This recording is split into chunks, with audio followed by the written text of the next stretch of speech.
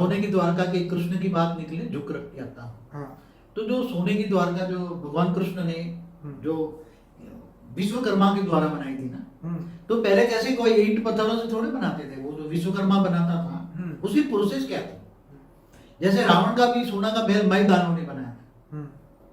तो ये सब दानव हो या असुर हो, ये जो है तो कैसे बनाते थे, विश्वकर्मा कैसे क्या सोने की द्वारका बनाई, तो उसने भगवान कृष्ण ने मन में एक संकल्प किया।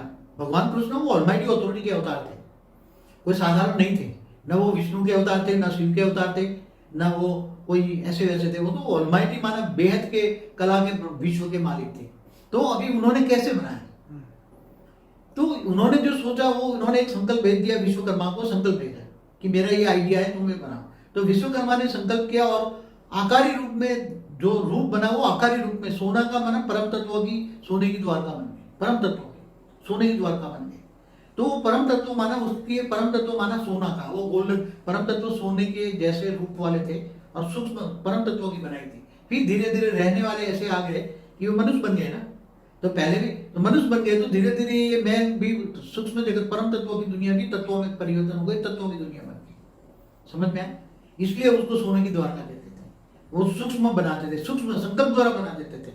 जैसे पहले भी सूक्ष्म जगत था ना, वो स्थूल जगत नहीं था पहले, तो सूक्ष्म जगत से ही स्थूल जगत बना ना। तो ऐसी तरह वो सूक्ष्म महल बने थे, भी बाद में धीरे धीरे स्थूल बन गए। चाहे रावण का हो चाहे सोने की द्वारका हो, ऐसे कई जो विदेशों में जो बड़े बड़े पिरामिड बने हैं या बड़े बड़े मंदिर बने थे लाखों साल पहले, वो भी पहले देवताओं ने सूक्ष्म सूक्ष्म में बनाए थे। जो दूसरे सोलर सिस्टम से आते थे ना, सूर्य से दूसरे, तो वो सब सूक्ष्म में बने थे, फिर बाद में धीरे धीरे स्थूल में कन्वर्ट हो गए।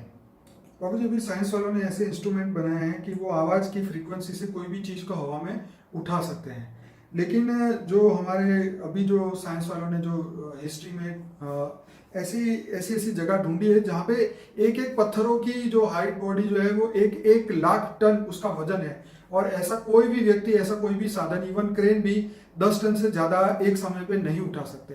तो ऐसे लाखों टन के पत्थर, हजारों किलो के पत्थर वो लोगों ने कैसे उठाए होंगे, कैसे बनाए होंगे, ये बहुत बड़ा, ये ऐसी टेक्नोलॉजी अभी तक किसी को नहीं पता। देखो दुनिया के अंदर बड़े बड़े पिरामिड तो बहुत लोगों ने ढूंढा, सारी दुनिया में है ना। इवन चाइना में भी बड़े बड़े पहाड़ जितने पिरामिड है, मगर चाइना ने उसको इतना कर दिया कि वो जैसे पहाड़ है। तो बड़े बड़े पिरामिड, इतने पहाड़ जितने पिरामिड थे, और उसके पत्थर बड़े बड़े कई टन के, कई मतलब लाख टन के, कई हजारों टन के थे, तो कोई उठा तो नहीं पाता। उसी टाइम तो ऐसा क्रेन थी नहीं। तो वो जो बनाए थे वो पिरामिड लाखों साल पहले बनाए थे, और सूक्ष्म जगत से पहले सूक्ष्म में बनाए थे, फिर बाद में धीरे धीरे वही पिरामिड धीरे धीरे स्थूल में हो गए।